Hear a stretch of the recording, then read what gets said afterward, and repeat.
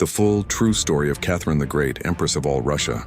Catherine the Great, the German princess who forged a Russian empire born, Sophie Friederike, Augusta von Anhalt-Zerbst, Dornberg, May 2, 1729, Stettin, Prussia, now Szczecin, Poland, died November 17, 1796, Winter Palace, St. Petersburg, Russia, reigned July 9, 1762, November 17, 1796, 34 years.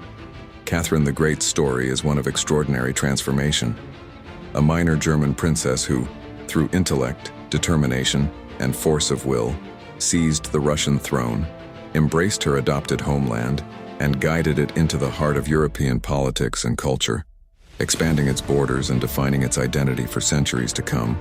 The Young Outsider, 1729-1745. Sophie was born into relative obscurity within the Prussian nobility. Her family was not wealthy, but her mother, Johanna, was ambitious and well-connected. Sophie was a bright, inquisitive, and independent child, educated by tutors and French governesses. She was not considered a great beauty, but she possessed a sharp mind and a powerful curiosity. The turning point came in 1744. The Empress of Russia, Elizabeth, daughter of Peter the Great, needed an heir for her throne. She had chosen her nephew, Karl Peter Ulrich of Holstein-Gottorp, the future Peter III, as her successor. Now she sought a bride for him. Empress Elizabeth had been betrothed to Johanna's older brother, who died before they could marry, and this family connection, combined with political considerations, made Sophie a candidate. At just 14 years old, Sophie and her mother were summoned to the Russian court. Forging a Russian soul, 1745-1762, life at the Russian court was a dangerous game of intrigue and politics. Sophie immediately understood that to survive, she must become more Russian than the Russians. Conversion and rebirth. She converted from Lutheranism to Russian Orthodoxy, taking the new name Yekaterina, Catherine, Alexeyevna. She applied herself intensely to learning the Russian language, customs, and Orthodox rituals, endearing herself to the people and the Empress, but alienating her pious and politically clumsy mother, who was sent away. A miserable marriage. Her marriage to Peter in 1745 was a disaster from the start. Peter was immature, emotionally stunted, and obsessed with Prussian military drills and his mistress. He showed no interest in Catherine, and the marriage remained unconsummated for years. For 18 years, Catherine lived in isolation and humiliation, surrounded by spies. Education and ambition. Instead of succumbing to despair, Catherine turned to self-education. She devoured the works of Enlightenment philosophers like Voltaire, Montesquieu, and Diderot. She studied politics, history, and literature. This intellectual cultivation shaped her vision of governance and provided an escape from her miserable personal life. Building alliances. During this time, she carefully built a network of allies among powerful court factions, military officers, like the handsome and charismatic Grigory Orlov and his brothers, and foreign diplomats. She understood the power structures of Russia better than her husband ever would. The end of Empress Elizabeth's life in 1762 created a crisis. Peter III ascended the throne, and his actions immediately proved catastrophic. The coup and seizing power, 1762. Peter III's 6-month reign was a series of profound missteps. 1. Ending the 7 Years' War. He abruptly withdrew Russia from the successful war against Prussia, saving his idol, Frederick the Great, from certain defeat. This humiliated the Russian army that had fought so hard. Admiration for Prussia.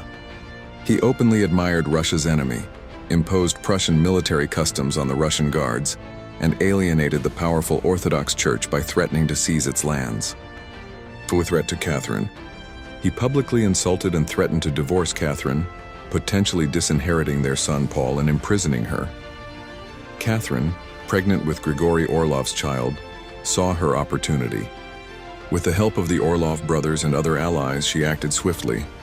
On the morning of July 9, 1762, while Peter was at his palace in Oranienbaum, Catherine traveled to the Izmailovsky Regiment barracks in St. Petersburg. She was proclaimed the sole ruler of Russia. The other regiments and the powerful synod swore allegiance to her instantly. Peter III, isolated and without support, was forced to abdicate without a single shot fired. He was arrested and taken to a palace at Ropshaw. Just 8 days later, he was killed. While Catherine almost certainly did not directly order his murder, it was carried out by her supporters, likely Alexei Orlov, to secure her position. She condemned the act publicly, but her throne was now secure. The Empress Reformer, 1762-1774, Catherine began her reign as an Enlightenment monarch or an enlightened despot. She corresponded with Voltaire and Diderot for years, and she dreamed of modernizing and humanizing Russian laws and society. The Nakaz Instruction.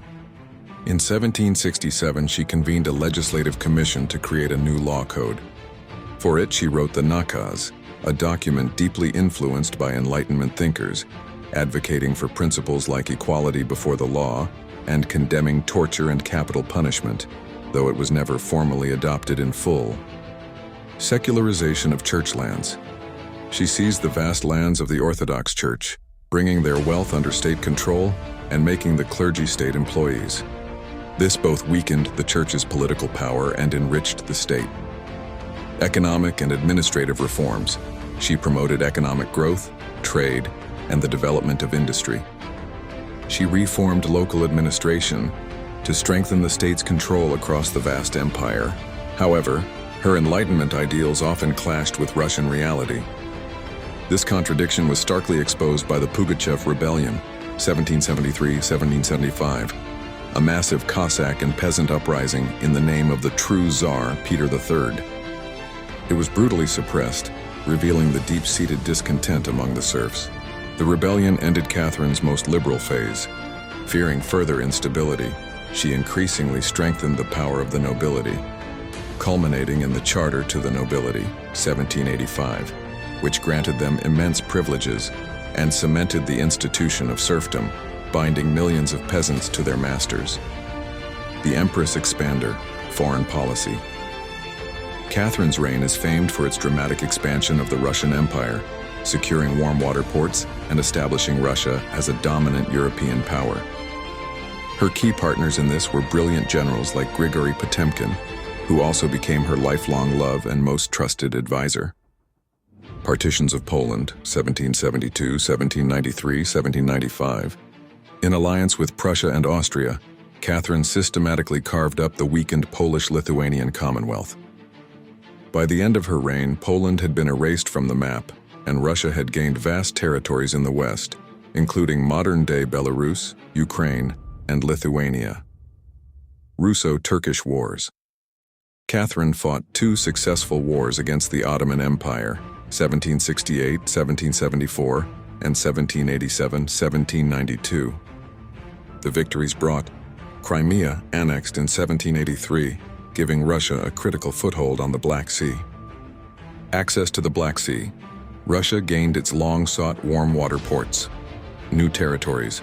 Russia secured the northern coast of the Black Sea, Novorossiya.